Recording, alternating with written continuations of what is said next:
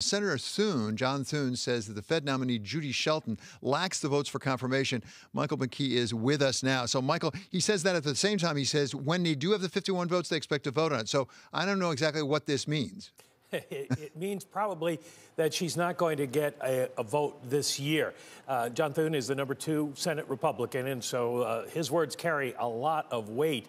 The problem for Judy Shelton and her nomination is that there's only about half a month to go, 15 days or so, until the end of September, when Congress is supposed to adjourn for the election. And it isn't clear yet there will be a lame duck session after the election.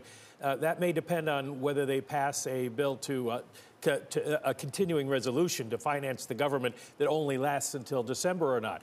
But once Congress has adjourned essentially for the year, then the nomination dies, as does the other nomination for the Fed, and they would have to be resubmitted. Now, if President Trump is reelected, that could happen. If he is not, then it is very likely that at least Judy Shelton's nomination will go away.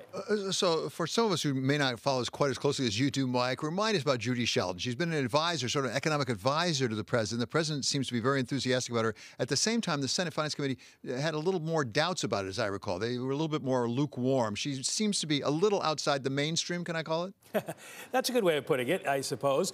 Judy Shelton, of course, the main criticism of her is that she's been a longtime advocate of the gold standard, and that is not seen as viable by any mainstream economist these days. She did renounce that as an issue during her confirmation hearings. She was also someone who wanted tighter money, wanted higher interest rates to head off what she viewed as inflation likely coming down the line until she was nominated. And then she changed her mind and said she supports the president's call for very low rates. So people on the Finance Committee, Banking Committee actually, were kind of concerned about whether she